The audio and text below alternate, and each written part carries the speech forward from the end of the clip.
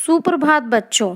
बच्चों, अभी तक हमने आपकी पाठ्य पुस्तक निकुंज से पाठ 1 और पाठ 2 किया। उसके बाद हमने उन दोनों पाठों की पुनरावृत्ति की।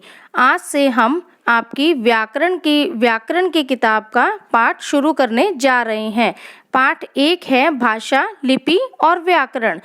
बच्चों, आज हम भाषा के बारे में जानेंगे कि भाषा क्या है, इसके कौन कौन से रूप हैं और इसके कितने प्रकार हैं। आइए। भाषा वह माध्यम है जिसके द्वारा मन के भावों और विचारों को प्रकट किया जाता है और दूसरे के भावों और विचारों को समझा जाता है। भाषा के 2 रूप हैं, मौखिक भाषा और लिखित भाषा। मौखिक भाषा कौन सी होती है? जिस भाषा को मुख से बोला जाता है तथा कानों से सुना जाता है, उसे मौखिक भाषा कहते हैं। मौखिक भाषा का रूप जो है वो हम सबसे ज़्यादा प्रयोग करते हैं। इस समय को ही ले लीजिए। इस समय आप सभी मुझे सुन रहे हैं। यह भी भाषा का एक रूप है। कौन सा रूप है? मौखिक। इसमें बोलना और सुनना ही आता है। उस भाषा का दूसरा रूप है लिखित रूप। लिखकर अपनी बात प्रकट करना या लिखा हुआ पढ़कर दूसरों की बात समझना लिखित भाषा कहलाती है। यह भाषा का दूसरा रूप है। इसके द्वारा हम अपनी बात लिखकर दूसरों तक पहुंचाते हैं, दूसरा व्यक्ति उसे पढ़कर समझता है। इसका सबसे बड़ा उदाहरण है हमारा इतिहास, पुस्तकें एवं समाचार पत्र। ये देखिए, आपके सामने मौखिक भाषा के कुछ उदाहरण प्रस्तुत किए जा रहे हैं। ये लिखित भाषा के कुछ उदाहरण हैं।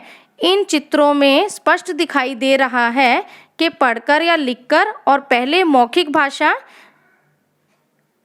भाषा का मैंने जो उदाहरण दिया था उसमें भी स्पष्ट दिखाई दे रहा है कि सिर्फ कानों से सुना जा रहा है।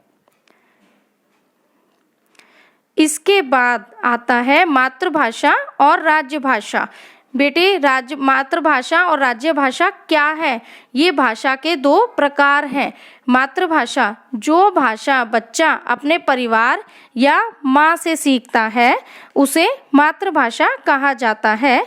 जैसा कि आप सभी सबसे पहले अपनी माताजी और परिवार से ही बोलना सीखे हैं, क्योंकि कुछ लोग घर में हरियाणवी बोलते हैं, कुछ हिंदी बोलते हैं, कुछ उड़िया बोलते हैं। तो वो सब एक भाषा है, वो सब आपकी एक मातृभाषा है।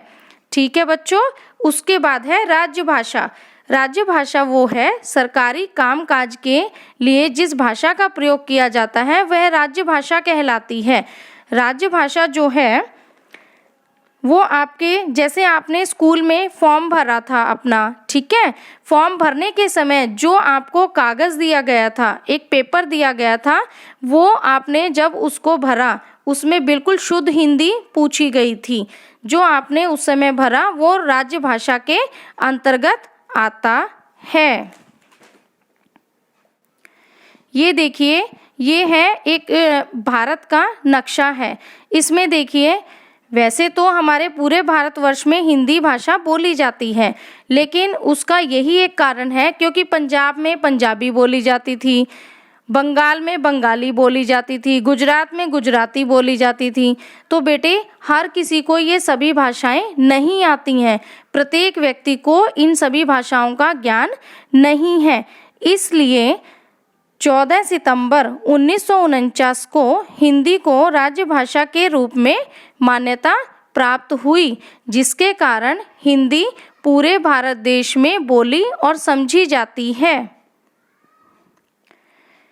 तो बेटे, ये था हमारा भाषा से संबंधित कि भाषा की परिभाषा क्या है, उसके रूप कौन कौन से हैं, लिखित और मौखिक रूप, और उसके प्रकार कौन कौन से हैं, मातृभाषा और राज्य भाषा। तो ये मैंने आपके लिए एक प्रश्न छोटा सा तैयार किया है, जिसे आपने अपनी उत्तर पुस्तिका में सुंदर लेखनी से करना है। बहुत साफ साफ और सुंदर सुंदर करेंगे। ठीक है बच्चों। उसके बाद अंत में आपको पता है कि मेरी इस वीडियो को पसंद करना है, सब्सक्राइब करना है एवं शेयर करना है। यदि आपको कोई भी प्रश्न इस वीडियो से संबंधित पूछना है तो आप मेरे कमेंट बॉक्स में जाकर अपना नाम, रोल नंबर एवं सेक्शन लिखकर पूछ सकते हैं। आपके द्वारा प्रश्नों के उत्तर जल्द से जल्द दिए जाएंगे। धन्यवाद।